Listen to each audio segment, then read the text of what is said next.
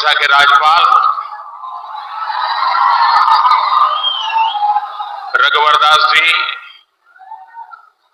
मुख्यमंत्री मेरे मित्र श्रीमान नवीन पटनायक जी, केंद्रीय मंत्रिमंडल के मेरे सहयोगी धर्मेंद्र प्रधान, अश्विनी वैष्णव, विश्वेश्वर तुडू, संसद के मेरे साथी नीतीश गंगादेव जी, IIM संबलपुर के निर्देशक प्रोफेसर महादेव जायसवाल, अन्य महानुभाव, देवी और सज्जनों, आज ओडिशा की विकास यात्रा के लिए बहुत ही अहम दिन है। मैं ओडिशा के लोगों को करीब 70,000 करोड़ रुपए के इन विकास प्रोजेक्ट्स के लिए बहुत बहुत बधाई देता हूं। इसमें शिक्षा, रेल, रोड, बिजली, पेट्रोलियम से जुड़ी अनेक परियोजनाएं शामिल हैं। इन परियोजनाओं का लाभ ओडिशा के गरीब, मजदूर, कर्मचारी, दुकानदार, व्यापारी, किसान यानी समाज के सब वर्गों को इसका लाभ होगा। ये परियोजनाएं ओडिशा में सुविधाओं के साथ साथ यहां के नौजवानों के लिए रोजगार के हजारों नए अवसर भी लाने वाली है। साथियों, आज देश ने अपने एक महान सपूत पूर्व उप प्रधानमंत्री लाल कृष्ण आडवाणी जी को भारत रत्न देने का भी निर्णय लिया है।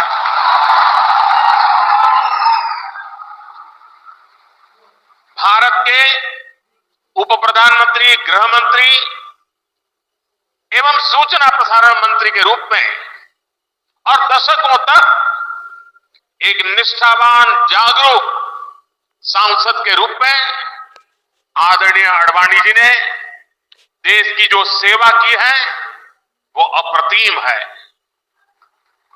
आडवाणी जी का ये सम्मान इस बात का प्रतीक है कि राष्ट्र की सेवा में अपना जीवन खपाने वालों को राष्ट्र कभी भुलाता नहीं है।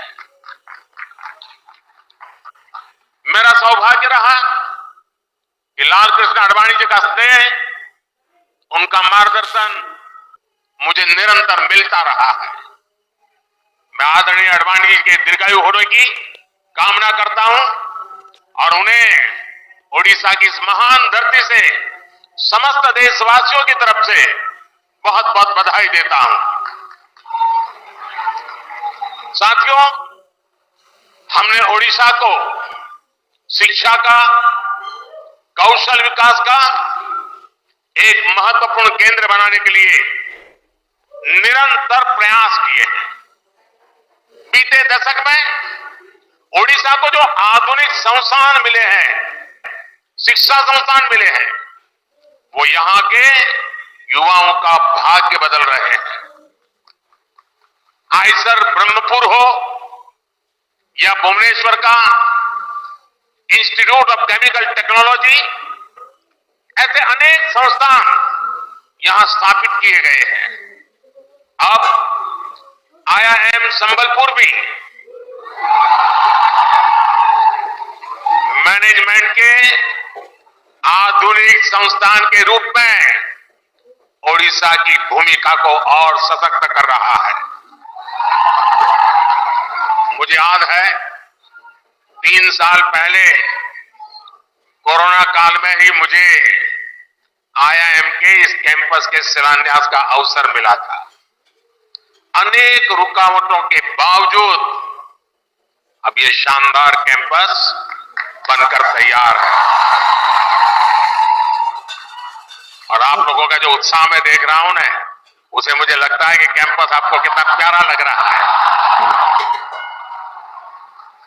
मैं इसके निर्माण से जुड़े सभी साथियों की प्रशंसा करता हूं। साथियों, विकसित भारत के लक्ष्य को हम तभी प्राप्त कर सकते हैं जब भारत का हर राज्य विकसित बने। इसलिए बीते वर्षों में हमने ओडिशा को हर सेक्टर में अधिक से अधिक सपोर्ट किया है। केंद्र सरकार के प्रयासों से ओडिशा आज पेट्रोलियम और पेट्रोकेमिकल के क्षेत्र में भी नई ऊंचाई प्राप्त कर रहा है। पिछले 10 सालों में ओडिशा में पेट्रोलियम और पेट्रोकेमिकल क्षेत्र में 1.25 लाख करोड़ रुपए से अधिक का निवेश किया गया है। बीते 10 वर्षों में पहले की तुलना में रेलवे के विकास के लिए ओडिशा को 12 गुना ज्यादा बजट दिया गया है। बीते 10 वर्षों में प्रधानमंत्री ग्रामीण सड़क योजना के तहत ओडिशा के गांवों में करीब 50,000 किलोमीटर सड़कें बनी हैं। राज्य में 4,000 किलोमीटर से अधिक नए नेशनल हाईवे का निर्माण भी हुआ है। आज भी यहां नेशनल हाईवे, उससे जुड़ी 3 बड़ी परियोजनाओं का लोकार्पण किया गया है। इन प्रोजेक्ट से झारखंड और ओडिशा के बीच इंटर स्टेट कनेक्टिविटी बढ़ेगी और यात्रा की दूरी भी कम होगी। ये क्षेत्र खनन, बिजली और इस्पात उद्योग की संभावनाओं के लिए जाना जाता है। इस नई कनेक्टिविटी से इस पूरे क्षेत्र में नए उद्योगों के लिए संभावनाएं बनेगी, रोजगार के हजारों नए अवसर बनेंगे। आज संबलपुर तालचेर रेलखंड का दोहरीकरण, चार तरफा से सोनपुर सेक्शन तक नई रेल लाइन का भी शुभारंभ हो रहा है। पूरी सोनपुर एक्सप्रेस से सुबर्णपुर जिला यानी हमारा सोनपुर जिला आज रेल कनेक्टिविटी से जुड़ रहा है। इससे श्रद्धालुओं के लिए भगवान जगन्नाथ का दर्शन करना और आसान हो जाएगा। ओडिशा के हर परिवार को पर्याप्त और सस्ती बिजली मिले, इसके लिए हम निरंतर प्रयास करते हैं।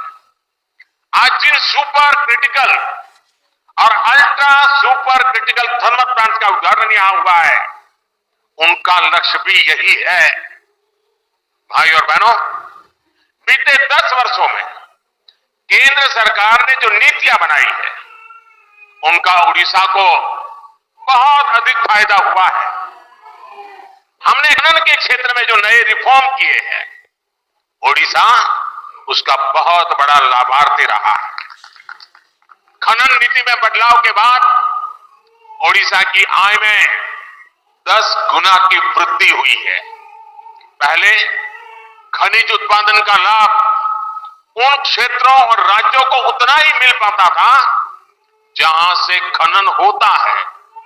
हमने इस नीति को भी बदला।